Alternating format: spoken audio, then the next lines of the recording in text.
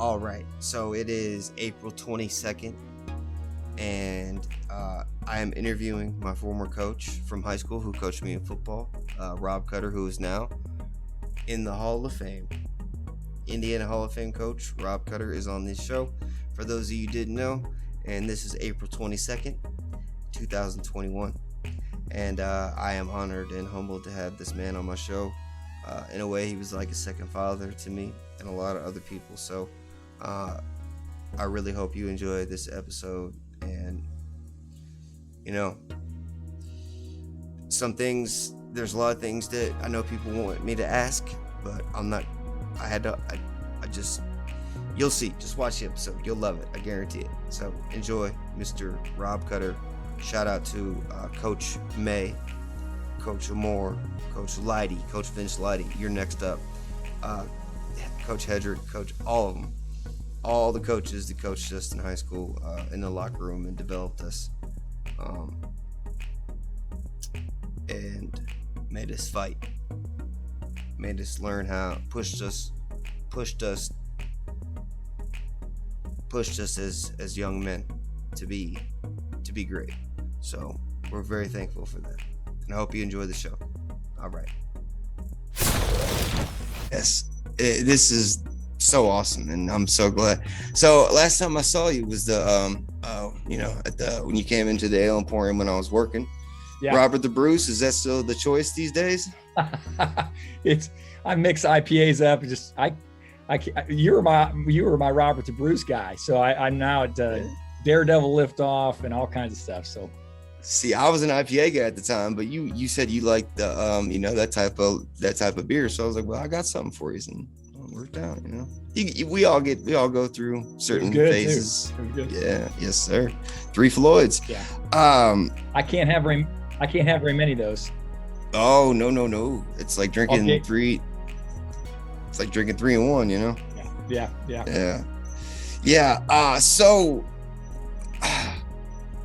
So many things here, and I'm nervous. I'm sorry. I've got so many questions. Did you realize? Well, our class was a part of your 100th victory at Hamilton Heights on Friday, September 3rd, 2003. The one where Boone got injured, and yeah, you remember? Yes. Yes, I do. That was 100. I just was looking through the old book there, because did I show you the book? No. Hold on. I think this is when it was freezing up. This one right here. Yeah. It's got every stat, newspaper article, everything. So I was looking through it I remember that. Yeah. Yep. And wow, it's just I just was thinking about our season, and it was just so awesome. Just such a ride, and yeah. We were close, very close. Before we get into anything else, Lou Berry, you heard about Lou? Yes, I did, and I actually was able to attend his funeral. Well, not attended, but virtually, and that's really sad, and I couldn't believe it. I kind of stayed in contact with his employer, the Lewises, he worked for that epoxy company, the flooring company. Mm-hmm. And Mr. Lewis, Todd Lewis, he actually helped coach one of my sons, and he and I coached together in youth baseball when my son was, 9 years old, 8 years old. So I got to know him a little bit, and he and I stayed and his wife works at IHSAA in our cafe. I connected that way with Lou. Really? Yeah, it was just really sad. Yeah. Okay. So the favorite memory of Lou Berry. Okay, I'm going to bring Eric Rosenthal into this one. I was a sophomore. This is 2002 season. 2001 season with Torrey Walker, Rosenthal, Mike Heiser, and Lou Berry. We were at practice one day, and we were going through, we were running first team reps, at the end zone, and I don't know what it was, but you and Rosenthal were just laughing at each other because Lou had claimed to have been squatting cinder blocks all summer long And I don't know what it was, but you were just, I can't tell the joke any better than Rosie, but I was dying laughing. It was one of the funniest things I've ever heard and seen. Yeah. Well, my favorite Lou Berry story, and the coaches and I, we talk about, you know, the guys that coached you, we still all get together a lot, but Lou Berry he missed his squat max. He didn't test when he was supposed to test in class or before school. I don't know which one it was. So he comes in after school. I make him come. I said, you got to get a squat test in. And he comes in after school, and there's, you know, a million junior high kids and freshmen in there. And I'm upset already because now he gets to show off to these, you know, little kids. And he's got like 450 on the rack. And I got some bigger kids, and he drives down. He gets to the bottom, starts driving out of it, and I'm yelling at him. You know, I'm you know, up, yeah, exactly, up, and he gets to that sticky point. You know, in that squat where you're going to drop or you're going to drive through it, and I'm screaming at him, up, and he drives through right there. He arches his back and power pukes on the mirror right in front of you know, where the racks used to be. He power pukes and finishes the lift, and he gets it. And I thought, oh, this is amazing. It's one of the best things I've ever seen, especially out of Lou Berry, because I was really proud of him. He fought through it. Yes. Wow, that's amazing. I was expecting to hear opposite, like knees buckle. but good that didn't happen. Yeah. And all these little kids, all these little kids were looking around, going, well, you know, they're freshmen, and he's going to be a senior. It was neat. Yeah, they're probably like, oh, that's awesome. How awesome was it to watch your kids play, and then be able to, them knowing you being a coach, but you being able to tell them how to train and how to prep and how to break down film, and how did you implement that in with your kids as a former coach? Yeah, that's to me, that was a touchy thing, a sensitive thing that I enjoyed it. Also, I wanted to try to allow them to be their own people. And I think that's really important. And in my position at the time, it was really hard for them at sometimes to not live in kind of a shadow. I certainly try not to make that a habit. So I kind of feel out when they wanted to train and when they wanted to do some things. And I think it's also really important to have, like I told you guys, be a multi-sport athlete. And my kids were involved in 3 or 4 sports through their freshman year. So I was really proud of that. But it's something I really enjoyed being around them, especially in junior high, and making sure I knew they were I was hoping they were getting coached well. But it was also nice when other people were coaching them. So they got somebody else to influence. Right. Yeah, because it'd be different. I think it'd be different having your dad coach, Yeah. I don't know. Yeah. Actually, speaking of that. Go ahead. Sorry. Good. Doug Mitchell, I called Doug Mitchell to try to come on the show. Bryce's dad. Yeah. Oh, yeah. Because we had that golf outing out at Purgatory every year for, to raise money. And that's where I see Joe every year. But I called him, and he's retired now. And he's like, hey, Ziggy, what's going on? I said, hey, coach, how's retirement? Da-da-da. He's like, I'm just hanging out with the kids and nephews. What's going on? What do you got going on? I said, well, hey, I got this, show going on. I'd love to ask you a few questions and jump on the show. He goes, show? What kind of show you mean? He goes, what? You got to get on the internet and do all that stuff? I'm like, yeah. He's like, oh, well, my grandkids can do that. And I said, well, he goes, well, I don't know. I said, well, hey, I got Joe Rice coming on tomorrow. He goes, oh, you got Joey coming on? He goes, all right, well, call me in a month and we'll talk about it. Because he's probably thinking, Zig, you're full of shit. You don't have shit. What are you talking about? That was. Yeah. So if you could, I don't know, but I'd be like, hey, Doug, Coach Cutter said, you should come on ZIG show. There you go. Do you need it? I could say it right now. Hey, Coach, he's harmless. Go ahead. Come on, let's go. And that's who? That Rob Cutter saying to Doug Mitchell. Yes, sir. Thank you, Coach. Appreciate it. Doug, you heard it. You heard it here first. Yes, sir. My man. Thank you, Coach. Oh, always. Yeah, he's a Hamilton Heights guy, so he's on there and go. Yeah. Oh yeah. He's the cool. He's so cool, man. And RIP to Bryce. Wow, what a talent. Wow. So, yeah. You never got to. No, you never got to coach him. No. I talked to him. His 8th grade year, he played still at our junior high. Mm-hmm. And then everybody knew he was going to go to North Central and play for his dad. And I remember 8th grade in the spring, I called him home and asked, and Doug answered the phone.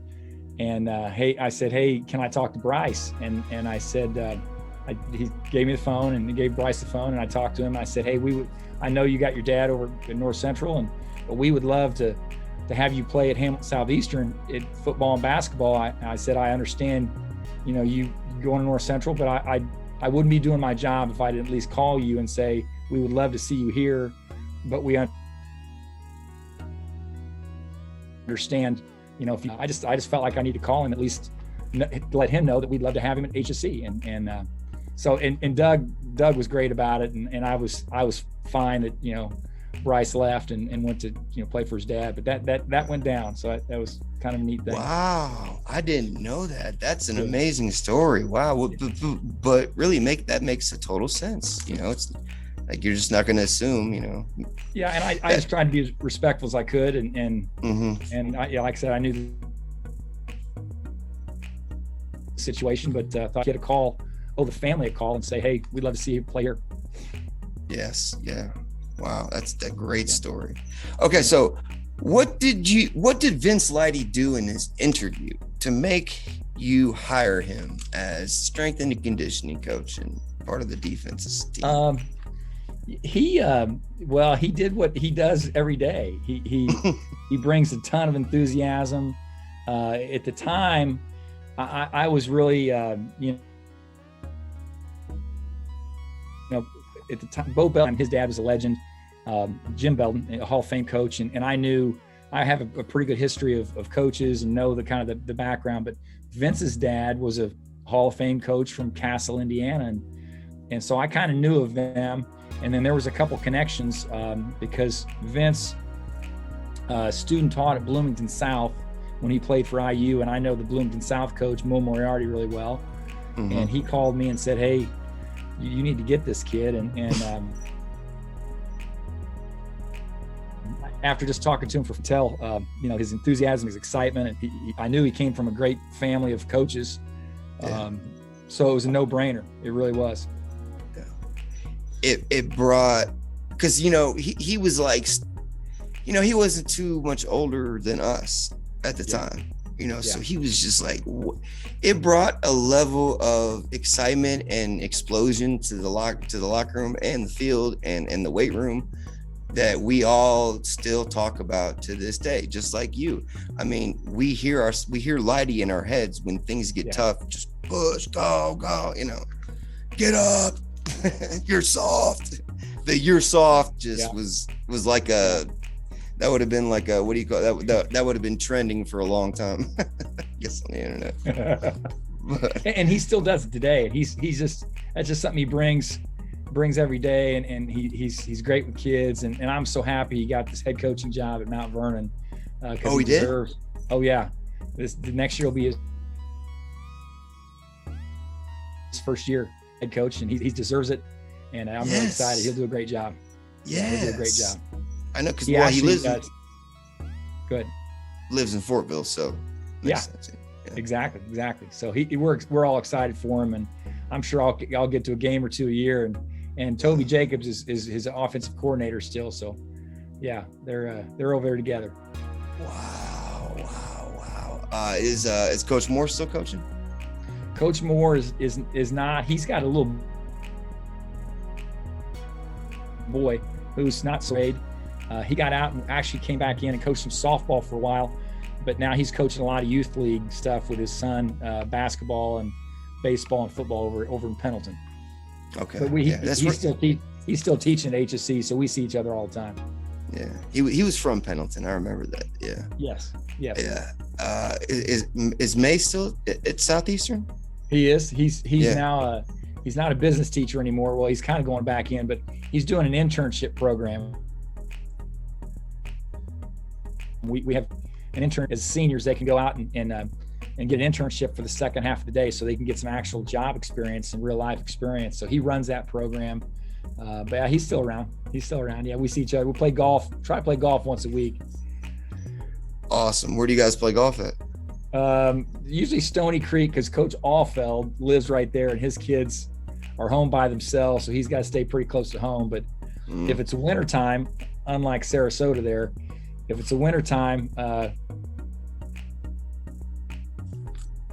we play golf, but it's called Joe's Bar and Grill. More than 19th hole. We don't quite hit the course. The one from the Village Pantry? Yeah. That's Doug Mitchell's bar. That's okay. Crazy. Wow. We usually go in on Thursday nights, and there's a couple guys, and we don't see a lot of guys in there, but we're there usually at 8 o'clock and 8 to 10, something like that. It's awesome. Yeah. I like the old bar that Yes, absolutely. Yes. They don't make a lot of bars like that these days anymore. So, especially seen him several times. I bet I've been in there 6, 7, 8 times.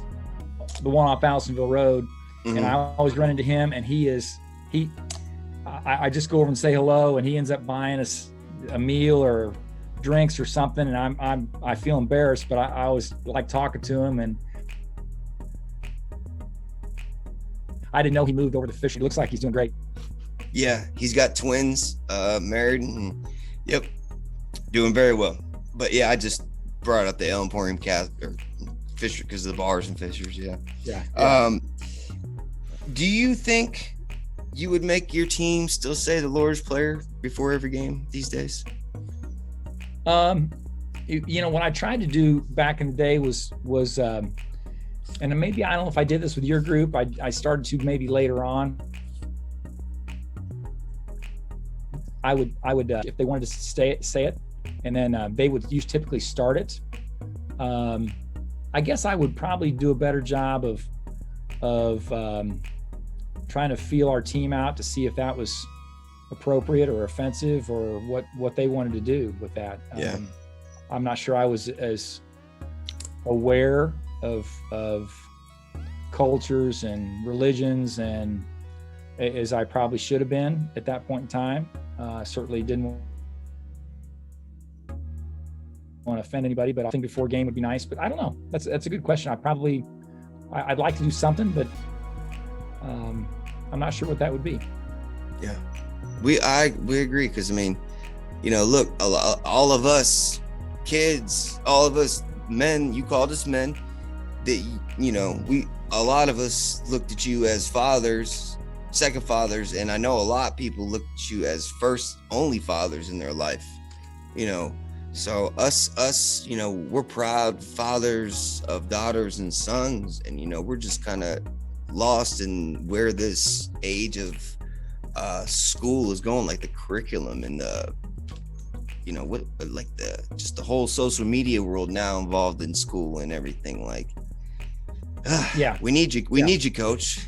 Yeah, it's sometimes frustrating where we're headed or what we have to face, and the one thing I hate is that we sometimes don't stand up for what we believe in,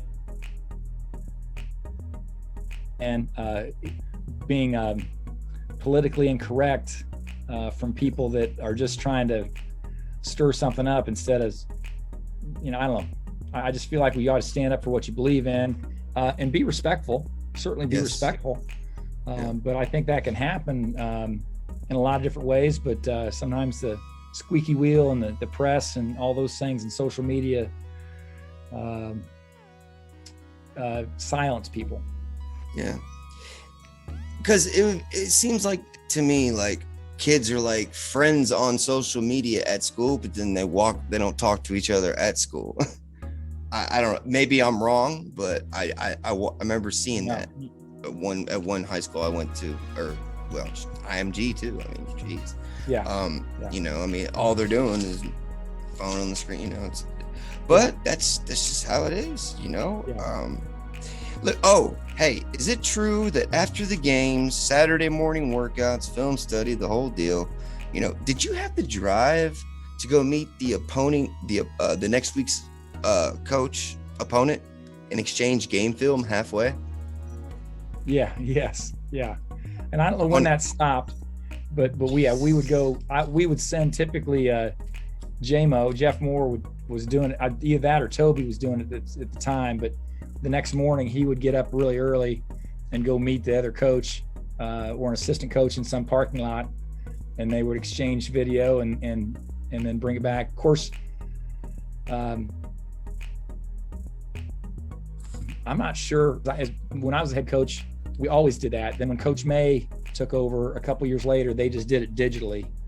Yeah. But, we had to do that. It was first back when I was first at HSE, we did the reel to reel, the real video. Yeah. Yeah. So we did that. Yeah, we did that. Yeah.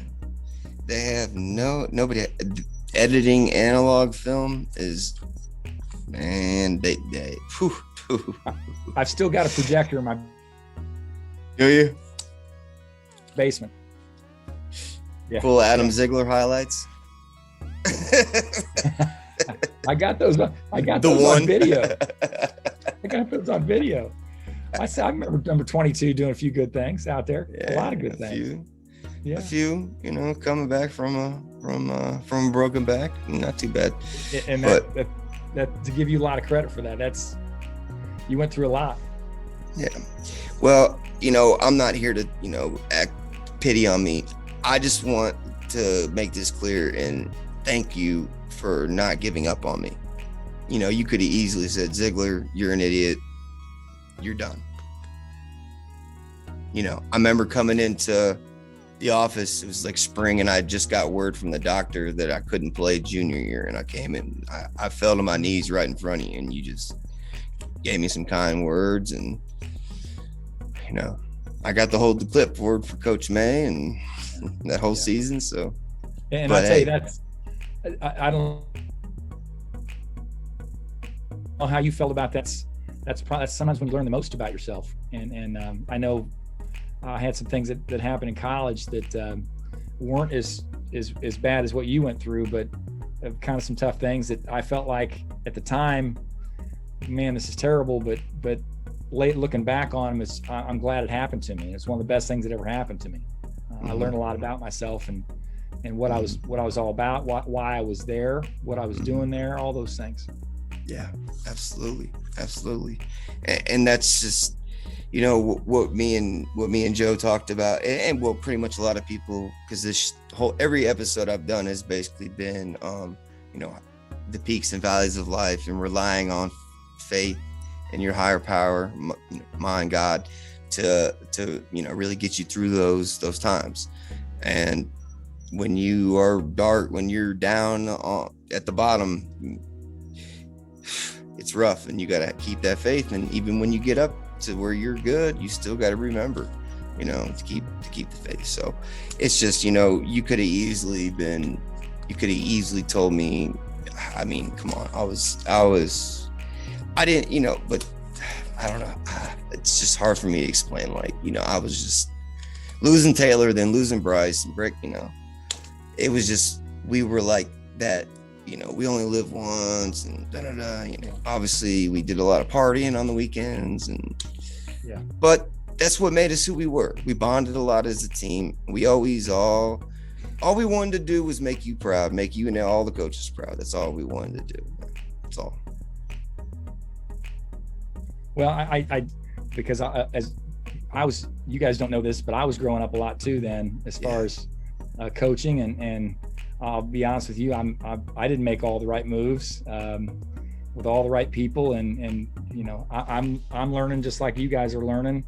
You try to do the right thing. I'm not sure there's many times I didn't try to do the right thing, but I know there was things I look back on, think, should I have handled that differently, or should I try to push this button, or talk to this kid differently, or was I too tough? But you know, I try to tell you guys, you know, you give a great effort and do the best you can, and have a great attitude, and hopefully you can put your head on the pillow at night and sleep well. But I'm not perfect. I need to still improve, but I'm hopefully working in that direction. But I don't know. Well, and that's what I've realized is like you guys were kind of growing up too. Like we're here. I'm 35 now, and there's a lot. Or once you have a child, and once you get to that 30, you kind of start thinking like, wow, like they were really growing up too while they were coaching us. You know, what would the 30-year-old Robert Cutter give advice to himself now, or if he could see into the future? Well, the 55-year-old would give the young kid advice on settling down a little bit more and maybe getting some more sleep. I don't know. I never slept. I will say this.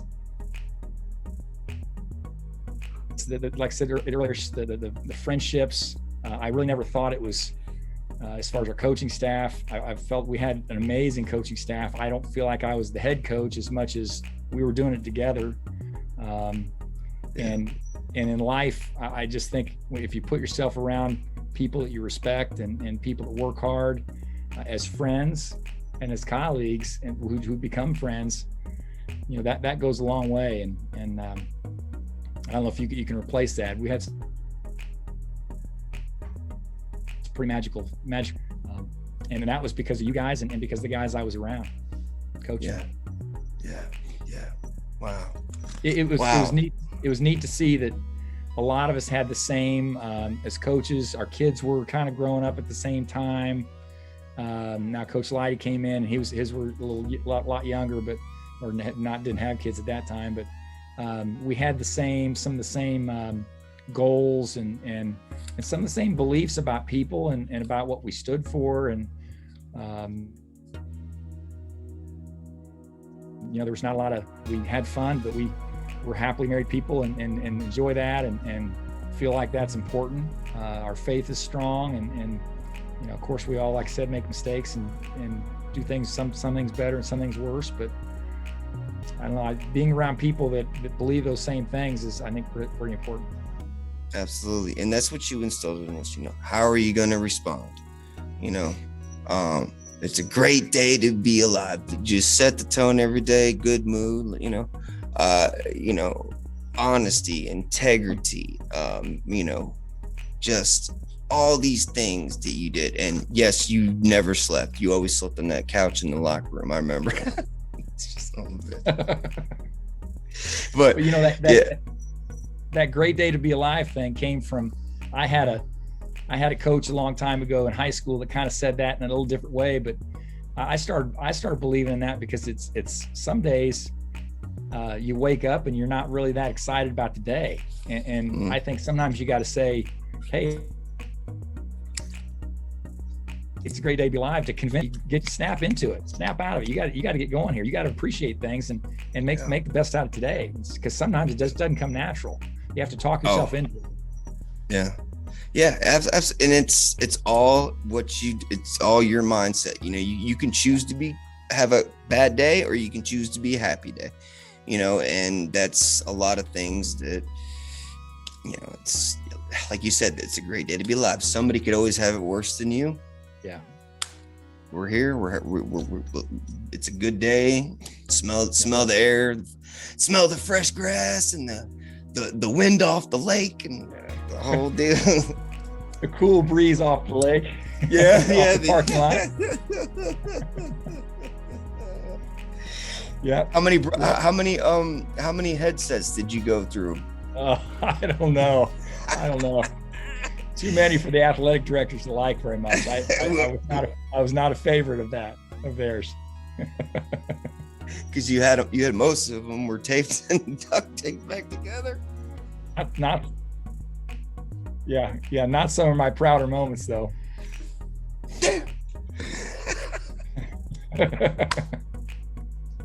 Oh, coach. Oh man, this is just outstanding. Here's one thing Patrick Turner wanted me to mention, and I'm sure you didn't just do this for Patrick Turner or Emmett Tavorn.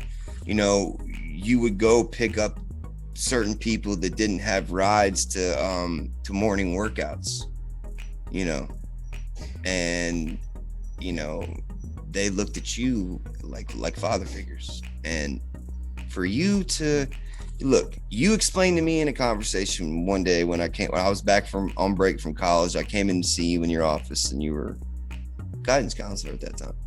Okay. Yeah.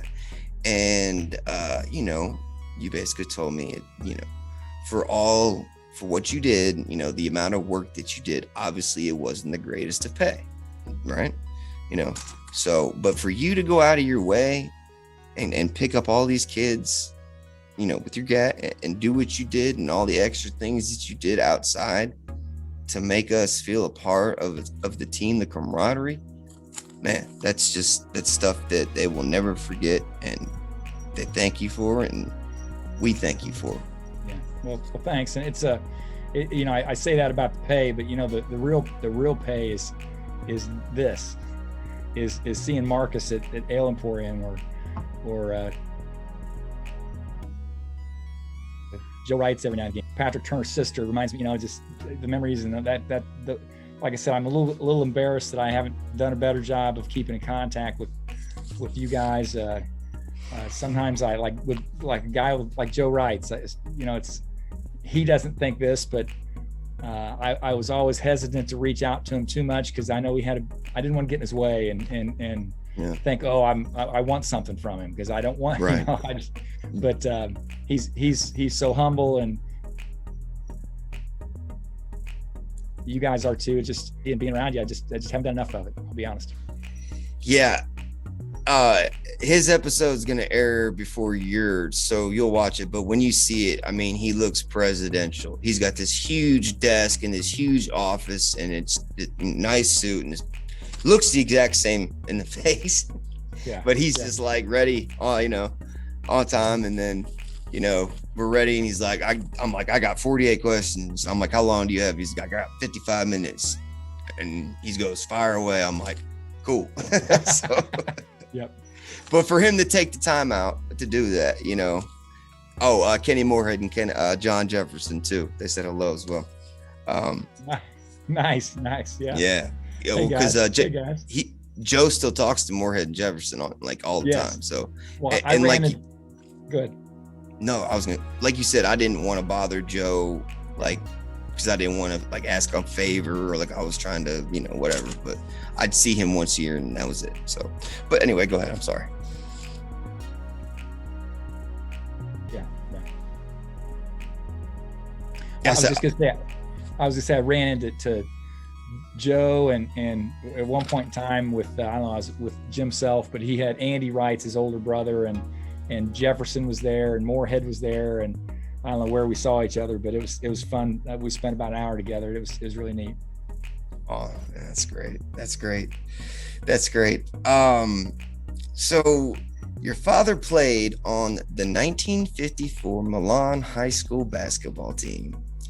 That team was made into a Hollywood classic movie called Hoosiers. At that time, when the movie came out, what was it like for you and your dad? It was, you know, my dad didn't talk a lot about it really until the movie was made. He's a really humble guy. He's amazing. He was an educator. He was a teacher and coach, you know, for his entire life. And actually, I was at Butler University when they made the final scene at Hinkle Fieldhouse. And actually, I had some guys I played with in college that are in the movie. There's a guy that I played high school basketball with that plays for Ulitic on their team. And then Steve Schultz played a photographer in the final game in Hinkle Fieldhouse. you know, the movie came out, and I thought, man, I've been down. Dad's been talking about this for you know, my whole life, but now I feel I really then started, and I need to find out more about this. And so Dad took me down to the Hall of Fame, and I started watching. I watched the original game, and it was just so neat. One of the neatest things I remember was we went to the premiere that was in Indianapolis here somewhere, and my mom couldn't go for some reason, and my dad took me, and we sat next to Bobby Plump, who was the guy who hit the last shot. Now there was the whole movie was, there was some things that Hollywood put in there that really weren't that true, but it was based on the story, the small school wins big, but the last shot was dribble for dribble exactly how it happened. And we're watching the movie in this theater, and Bobby Plump, he hits that last shot, or you know, Jimmy Chitwood does, and he's got tears running down his eyes. And I thought, oh my gosh, this is amazing. And it was pretty neat. I was pretty proud. Yeah. And you were in college at this time? But that changed. Real farm kid. I was in college when they made the movie. Yeah. Okay. And when the movie came out. Yeah. Yeah. But it really changed. A lot of those kids were farm kids, and they ended up getting scholarships to go. You know, several of them went to Butler University, and a couple of them went to IU, and otherwise I wouldn't have coached you. I'd probably be farming somewhere, which would have been fine. Yeah, nothing wrong with that. Nothing wrong with that. But yeah, your calling was coaching for dang sure. And you know, I come from a bloodline of coaches anyway. My grandfather's in the Hall of Fame at Bloomsburg University for playing all three sports, and then he's in the Hall of Fame for coaching in the state of Pennsylvania as well. He actually coached my dad in high school, which is the weirdest thing ever. So I never knew that. Yeah, all my family's teachers, coaches at pretty much everything. Yeah. Well, it's so an athletic line of kids, because you were, I know that, and tough. Yeah, yeah. Thank you, Coach. I appreciate it. But you know, yeah, sometimes tough-headed too. Very. But what, you know, I got arrested 2-3 times. I mean, oh God, you could have just said, no, you're not welcome back, but you didn't give up on me. And I'm forever grateful, you know, because I got to, you know, my dream as a kid was to play for you under the lights, just like all of us were, you know. Friday night's light was for everything. I remember going in the locker room and seeing Travis Belton back in those days, you know, during halftime, because I think I got an award to go stand on the sideline for, you know, like junior high or something. It was 98 something. And I would go in the locker room and I'd just see Travis Belton just like intense, just beast, just like coming, like taking a breath, because he played offense and defense, you know. So you know, that's all we wanted to do, is just play ball and be a part of it, and just to be able to get out there and get a few plays in under my circumstances. I'm just very grateful, you know. So, but it's not about me, man. It's about everybody that I'm friends with, you know, that I talk to, that played football. That's all we mainly talk about, really, besides life and kids.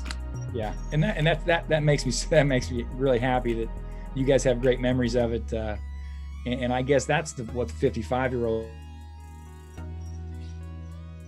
would tell the 30-year-old is, I think I tried to do this, and we tried to do this, but hopefully, you know, that's the most important part about it, having fun, and I think you have fun when you, not only when you win, but when you're invested, and you put effort into it.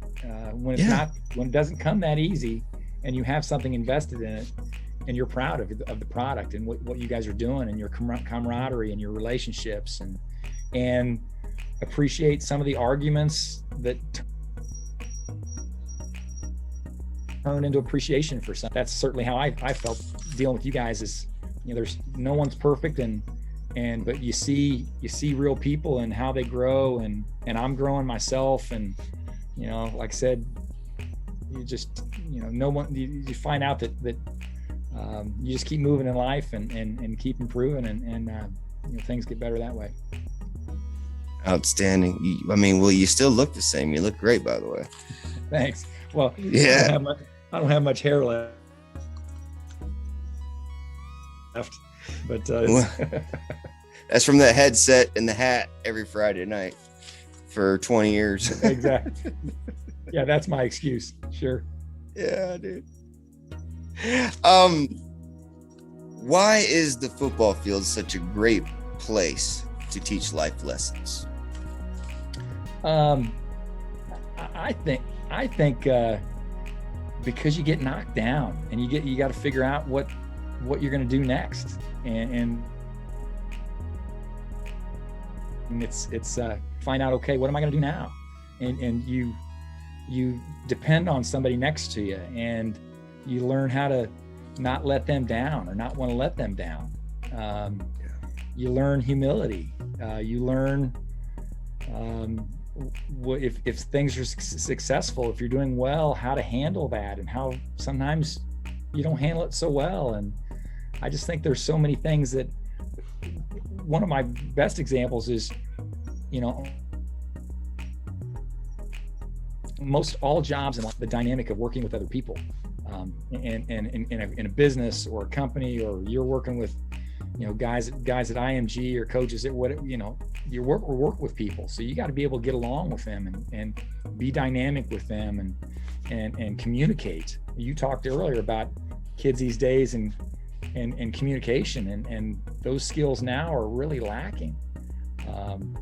And self-esteem is really lacking, but that's why I think it's so important.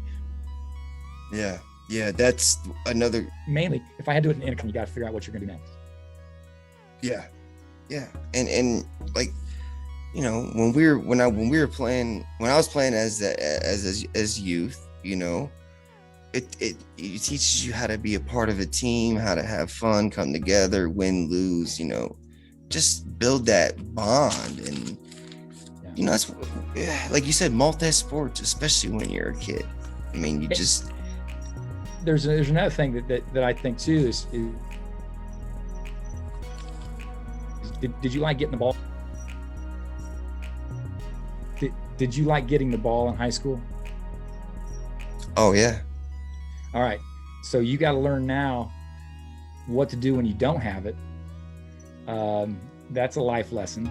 But linemen that never get it, that there has to be an appreciation there, because in other sports, in smaller sports like basketball, you get the ball all the time. Yeah. Football, you might not get it hardly ever, or maybe. So it's there's more value to what you're doing than just being the star or the guy with the ball all the time or making the tackle. Yeah. Just right. You got to work with people. Yeah. And you're not always the guy out in front. Right. Absolutely. That's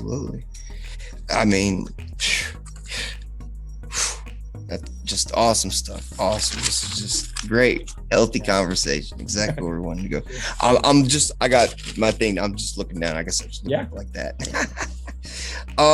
What are three things what are the three things that you think need to be changed in the public school system, and what impact would those things be?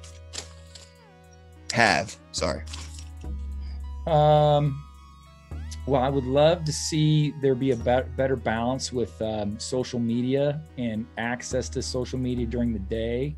I'm still a proponent of not having phones at school, or maybe out during class. Maybe that's realistic. And I think that the benefits of that would be huge. Especially now as a guidance counselor, I work a lot with this. There's a lot of kids that are not as outgoing. So then I've seen kids that grow their hair and they have their hair down over their eyes because they don't want to talk to anybody. And that, that's a kind of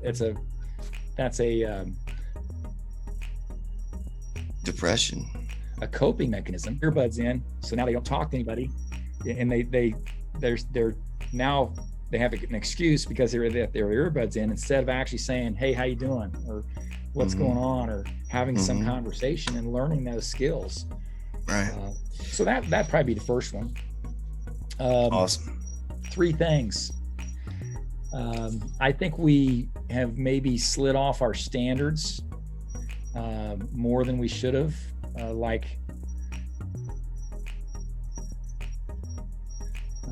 Where the kids have consequences. And I think there's a fine line between having consequences and having life-threatening or career-threatening consequences. I think it's healthy to say, hey, you've done this and therefore this is going to happen. Now, certainly we don't want, your whole career, your whole life to end, but I think having something taken away or having a consequence is a way you learn.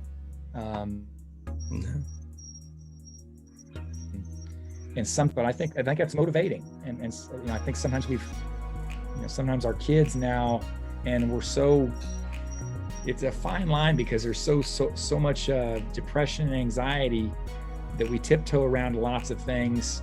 And the more we talk about it, sometimes the worse the anxiety gets, instead of saying, hey, sometimes you gotta suck it up. And sometimes being anxious is motivating. Right. Yeah. And it should be. Yeah. Like I'm nervous for a test, and some people will say, oh, that's making me anxious and that's not healthy. And I would argue a certain level of that anxiousness is healthy and motivating. Now there's extremes that aren't healthy, but yeah, absolutely. And part of this show is part of mental health awareness. I try to keep it with business, entrepreneurship, faith, music, sports, how to get better, things like that, and that type of deal, and mainly mental health and overcoming adversity. Overcoming adversity. That was the quote. Yeah. And well, I think that's big, and how kids. Sometimes like I said, there's extremes to this that I'm leaving out. That there's extreme anxiety and kids that have real issues and real problems. But we also have a faction of our society that just doesn't know how to. And I think resiliency and hard work and being uncomfortable sometimes is okay. Yes. Yes. And that's when we grow. Yeah. If you're not out of your comfort zone, you're never going to grow. Things won't change. Yeah. No way. Like, this is out of my comfort zone. I don't like seeing myself on TV. I just wanted to do something to create positive content for the kids, the youth. I feel all right. Well, you're used to being on TV. You always were interviewed. Come on, you know that. That's a long time ago. Okay, so when I send you the link to the channel, the YouTube channel that I got, there's this highlight thing I posted of all the Hamilton High. It was like homecoming 2003, and I was working in the media room, doing the morning announcements, and that's where I first started learning how to edit audio and stuff, right, and mixing and analog tape. So I found this VHS tape out of nowhere, like up in the attic, and played it, and it was just all this footage of the Powder Puff game and then the Hamilton Heist game for whatever reason, and your 100th victory, and then it was. I'll send it, and when you see it at the end of the game, after they get done with Joe and then they go to you, you're just standing there like, all right, I'm ready to get this over with. Okay, bye. It's just funny. You're the way you always used to handle interviews was pretty quick, funny. Yeah, I'm one of those guys that I believe in you do your work during the week of practice, and I loved practice. I loved practice. I like the games too, but I didn't really care for the pomp and circumstance. One of the guys that I grew up coaching with, Chuck Stevens, he's a Hall of Fame guy, Hall of Fame coach too. he said they used to have these old nylon pants, or not nylon, but they were the old cottony type pants, like practice pants. And everybody else was starting to wear new pants, and they'd wear their practice pants for games. And he says one of the kids came to the coach's office. One of the seniors knocked on the door and said, Coach Stevens answered it, and hey, Coach Stevens, hey, what about getting new pants for us for next year? And he says, is that gonna make you play better? And the kid looked at him and he slammed the door on. I'm kind of the, not no frills type of guy, but like Bo and Vince and some of those guys really like to order better gear and stuff, and that's great. I probably should have done a better job with that, but I had other guys that they did a nice job with it, or better job than me of that kind of stuff. Man, we could have done the blue pants more often. Is that going to make you play better, Ziegler? No, definitely not. Oh Lord, oh man. But we just so many memories. Like people like say, oh well, you still hang out with high school friends and da da da. I have a ton of college friends too. But I have a lot, but the people I grew up with and the people that I blood, sweat, and tears and watch grow, I know them. I know their personality, where they come from, and it's so, I'm just like, it just always feels good to be around somebody, and so I find No, go ahead. Okay. I find that I've got some high school buddies too, that and some college buddies that I haven't seen in a long time, but when we do get together once every 2 or 3 years, it's like no time has passed. And that's, but you shared something with them, and you had a bond with them, and you sweated together with them, and you did cool things with, and you did things on Friday night. You did all kind. It's neat. It's neat that you have people like that you can lean on. Yes, absolutely. We all need that. We all need that. It is, and it's just like, I love talking to the people that I know best, and like you said, it's good. You never forget where you come from. You just don't. You just always have to remember where you came from, and that's what it is. And the older you get, the more sometimes you forget about those things, where you came from. And I certainly, and sometimes in my life, I've forgotten that too. And I've got a wife that helps correct me sometimes, and I need to correct myself, knowing that my roots are really in Mylan, and I grew up in Noblesville, but it's not. It's kind of of humble beginnings, and that's okay, and I'm proud of that. Yeah. Absolutely. You're right. Yeah. Yeah, that's crazy. I always forgot you went to Noblesville too. That's crazy. Crazy. Oh, there's just so much more. And once again, thank you, man, for doing this, taking the time. I love this. Great. Yes. Yes. You made us into men. We weren't soft. I mean, that's the last thing we wanted to do, was be that. And God, you just don't, tough-minded, concussions. I suffered a lot of concussions. I played hockey when I was younger, stuff like that. There was times where I got my bell rung, and definitely got my bell rung on the field and stuff like that. And we just got up and we were dizzy and stuff like that. But, and this goes back to the mental health awareness thing and what's I've gone through, depression, anxiety, everything, substance abuse, different diagnosis of my medical conditions, and you just have to overcome it and just keep pushing. I think, I don't know what I've seen, I'm sure we could have been smarter with how we did things. I don't know. I don't have a lot of regrets on that, but I tell you this, as a guidance counselor and a guy, I coached a little bit the last couple of years, but I see more concussions these days than ever before, and that they last longer, and kids aren't hitting like we used to, or as much.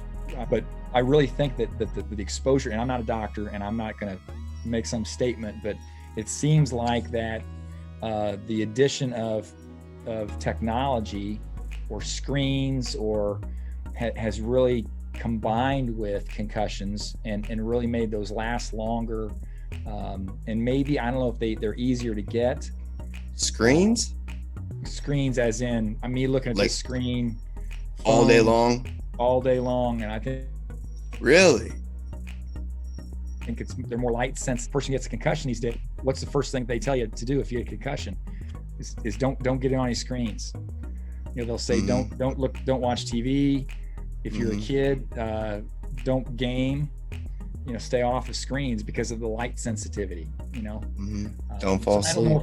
I wonder if there's a combination of, and maybe even the years leading up to the concussion, how that deals with, and how that connects with injuries. I don't know. Yeah, I totally agree. And like you said, I don't think they don't hit as much in practice, I'm sure, right? No, not even close. Do they even go full pads? Yeah. Not as often. It's like two-a-days is every other day is. There's not two-a-days anymore. Like you guys went through. There's nothing like you guys went through.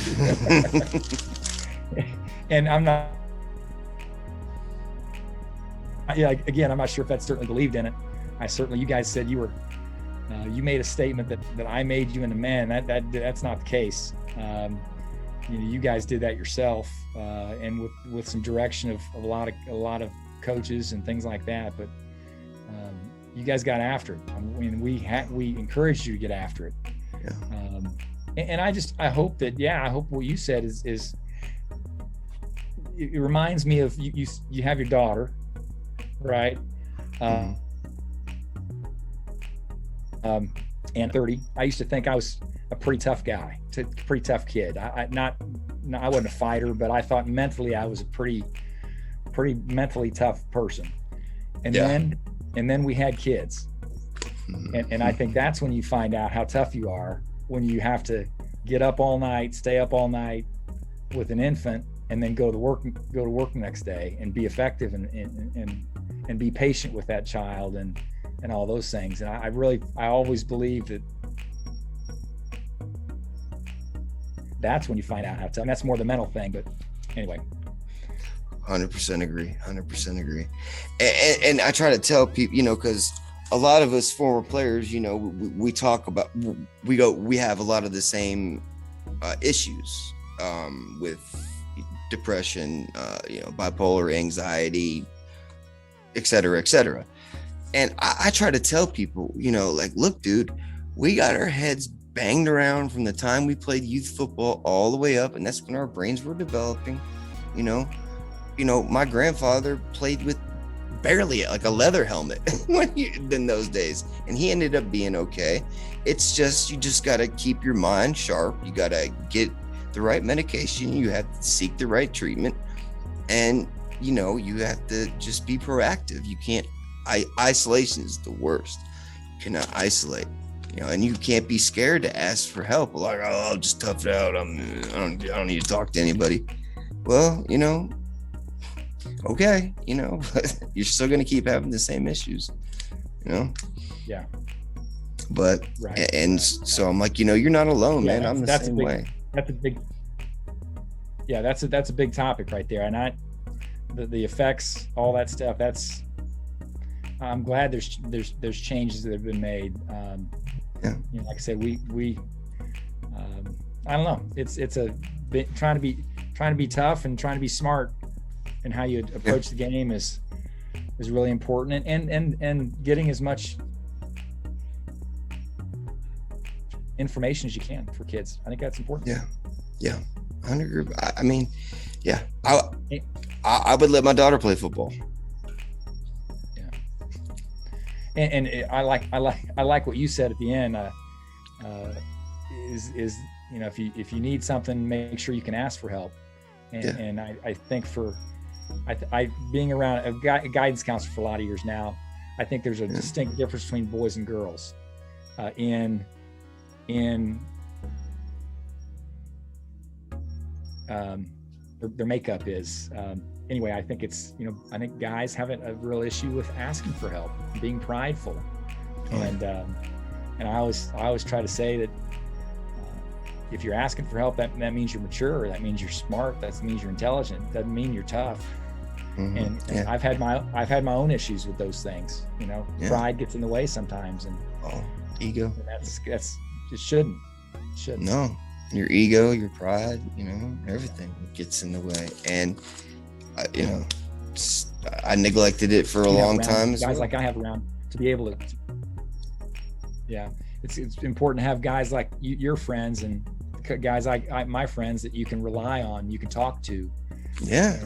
And be there for. Right, absolutely. And I've done we've all from all classes. I'm talking like, I was on the phone with Tori Walker today and Tyler Cobb. Yes, we all talk. They're all excited. I'm like, hey, got any questions for Coach? And all Tori said was, "It's a great day to be alive."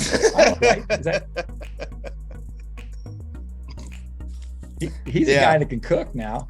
I understand. He lives out in Fortville. Okay. Yeah. So yeah, he is. He has like this. He has an Instagram page. I don't know and Facebook. I think, but he posts all his stuff like cooking and everything.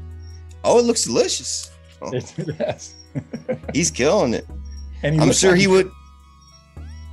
I'm sure he wouldn't mind if you dropped by. Looks like he travels all camping and does all this stuff. That's cool. Yeah. I'm glad if he's cooking, I'm in. Yeah. And he's also, he also does private things too. For like private ceremony, they hire him to be the chef and cook and stuff like that too. Is that what he does? Is that his career? Is that what he does as a job, as cook? Yeah. He went to culinary school and ended up, putting in work over the years, and then just ended up becoming so good at it that he's basically just freelancing on his own now. So that's have you seen parents change compared to our days in the early 2000s? Like, Yes. Yes, I have. It seems like that I'll make a generalization that a lot of parents these days, it's all about a scholarship. It's all about what I can get for my kid. I'm going to go through the process and enjoy the experience, because the statistics are still the same, and I don't know, I can't quote them all to you, but there's very few guys that go on to play. There's 0.1% that go on to play in the pros, and 5%, whatever those numbers are. They haven't changed much, but they don't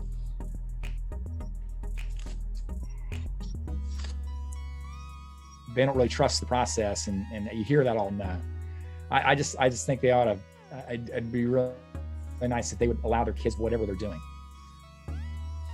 Well, and look, being a coach nowadays, I think there's this app I saw and that was created where basically parents can email the coach, and they have to do all these things. It's like an app, and I couldn't imagine having to deal with all these texting moms and dads and kids, and then the group chats and the moms emailing you, and oh my goodness gracious. Yeah, I thought it was nuts when Coach May.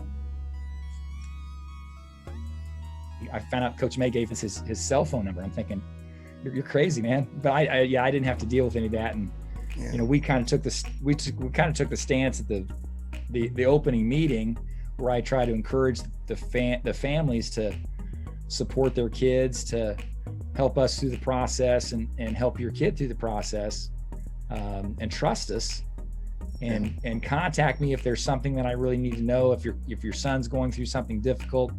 But if it's about coaching or something on the field, I don't need you calling me. And I don't know if that was the right thing to do or wrong thing. I don't know. Again, you try to do the right thing, and hopefully you put your head on the pillow at night, and hopefully that's enough, you know? No, 100% agree. Yeah. Because if we would have had your cell phone number in those days, because we barely had just got cell phones. Lighty would always take away our cell phones till the end of the day, you know, if we put them out. So right. I think 2004 is when the first like camera phone came out. But you know, we didn't have cell phones all like that. But if we would have had your number, you would not have been happy.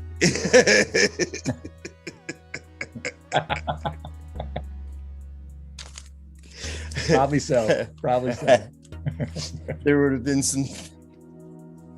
Would I got a call from somebody in a cemetery once?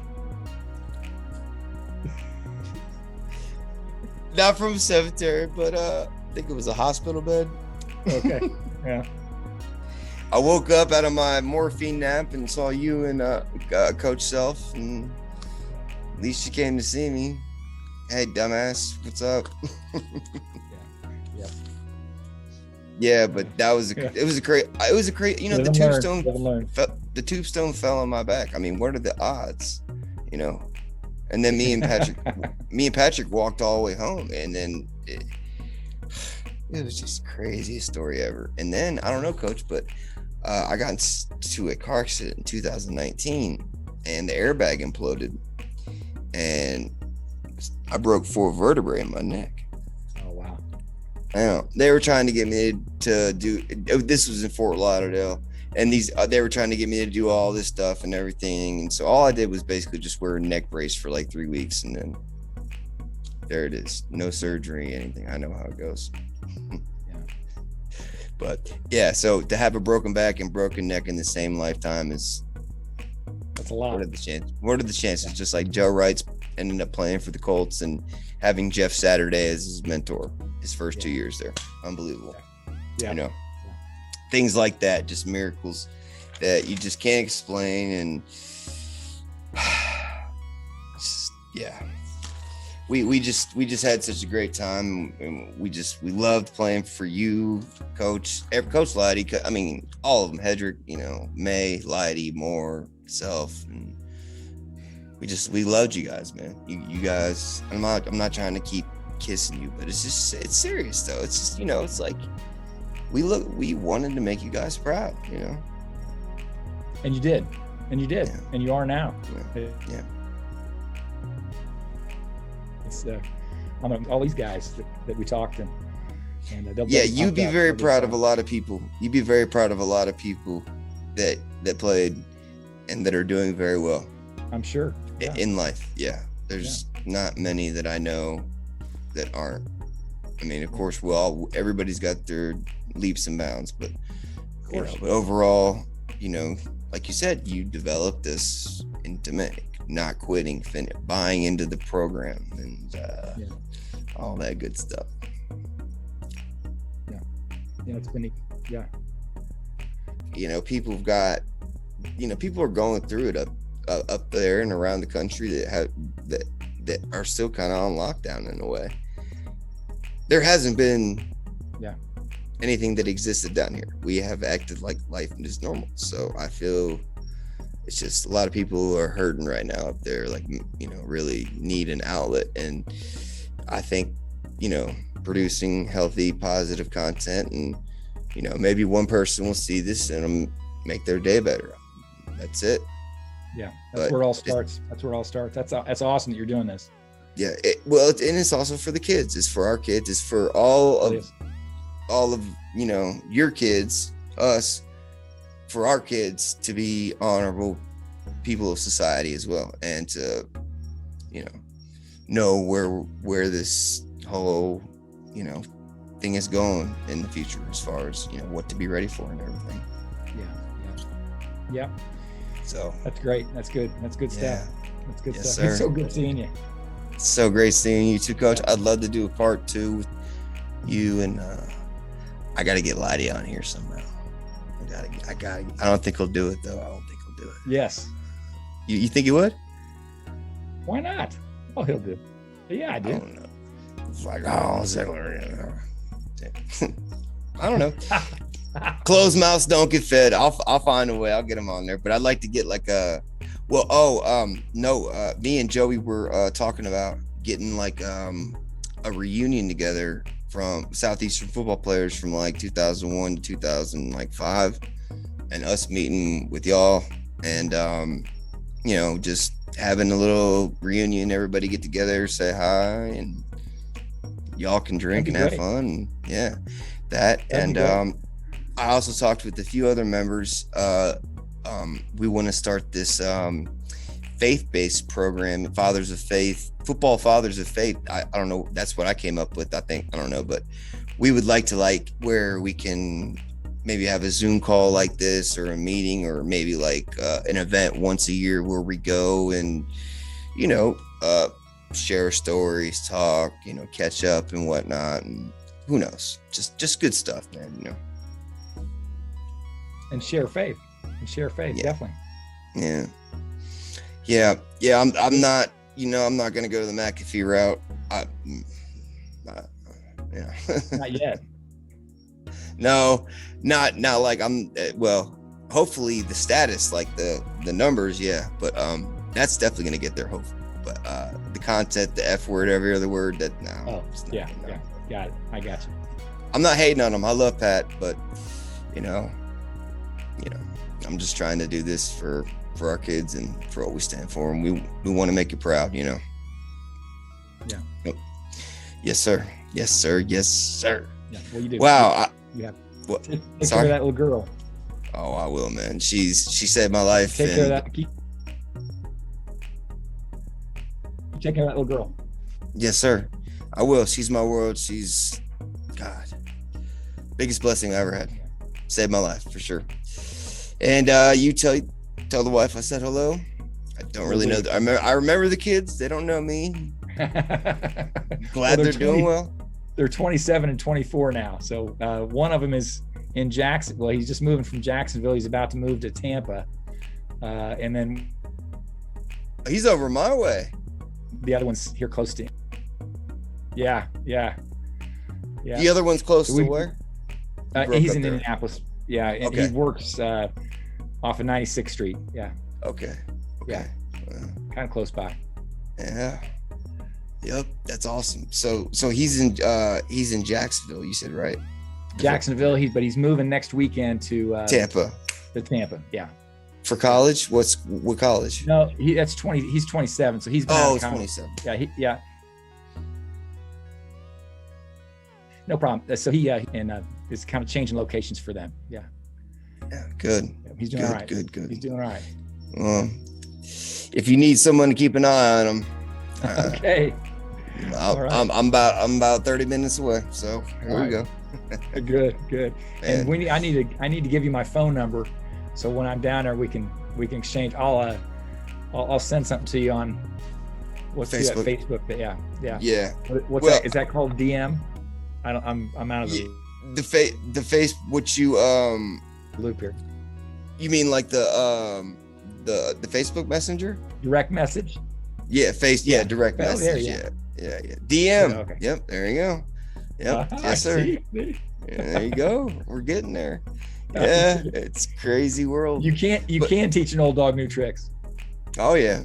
Oh man, yes, absolutely. You're just getting started. 55. Shoot, you got another 50 in you at least. Right. Yep. Awesome. Right. Yeah. So hopefully we can do this again soon. Maybe with a guest on or something. Maybe with Coach Self on or something. Who knows? That'd be fun. Yeah. Anything. You can get Coach Lottie on here. He'd do it. Coach Lottie would do it. Yeah. Oh, I got questions for Lottie. I bet you do. I bet all you guys do. Oh yeah. Well, man, great seeing your face. Yeah. Good to see you. So send me. I want to see the Hamilton Heights thing too. You said. Yeah. Well, what I said, since I was in the media room the first period, David Young, who's Aaron Young's wife. That was his first year at that school. So my senior, so he always used to write me a pass to go to the media lab during study hall, so I could just mess around with video and stuff like that. So somehow they had that broadcast on in Hamilton Heights, and I was just messing around and putting stuff together. And then it's like a clip of us riding our bikes to school together, the Power to Puff game, the teachers versus kids in the basketball, just all kinds of stuff. And then the Hamilton Heights game, and the end, the interception, the celebration, because it was a hometown sports broadcast. Yeah. Yes. So it's pretty cool. Yes. Yeah. So I'll send you that link. Yeah. That's awesome. And please do. We'll do, sir. Well, hey, thank you for taking the time. There's a lot of other stuff I want to ask you, but I know you got to go on. Hey, it was great. I appreciate you having me on. The Big ZIG show. I'm one of the first 5 guys on the Big ZIG show. You are one of the first 8. So that's a resume item. I can put that on my resume. Yes. When you totally make it big. When you make it big. Yes. And then we can give you make sure maybe you could do some commercials for me and advertise for me. This is a message from Coach Cutter. This is a message from Coach Cutter. I endorse the Big ZIG show. There you go. Hey, Coach Mitchell, get out here and get on the Big ZIG show. Coming from Rob Cutter. Thank you, my man. Hey, Doug, you heard that? Mm-hmm. And then we'll go to Joe's Grill afterwards. All right. You're on. Yes, sir. Coach, thank you again. Love you, man. This is priceless. And if you were like the 8th person I asked, and boom, there it goes. So thank you. There he goes. Talk to you and have you on. It's been a lot of fun. Yeah. Patrick Turner was number 3rd episode. You'll see it's on there. You can see it. So. Okay. I want to see that. Yeah. Yeah. There's a couple of them. But Joe's coming up soon. So you'll like that. And he definitely sends his love. Like I said, Cobb, Burt, Walker, everybody. So please let them know I'm thinking about them and I'm excited to do this, and I'd like to see them someday too soon. Maybe through Zoom. I don't know, something for a reunion. Heck yeah, why not? Because in this day and age, people dying so much, and you wish we could. Let's pick up the phone and what's so hard about calling and checking in on somebody? It's say you love you to somebody more often, because you never know. I could be called home tomorrow. Yeah. Amen to that. Yeah. Yes, sir. With that being said, I do love you. So. Love you too. Thanks so much. This has been awesome. I hope to see you soon. Yep. Yeah. Yes, sir. Thanks, Adam. All right, Coach. Have a great night. Okay. All right. Hey.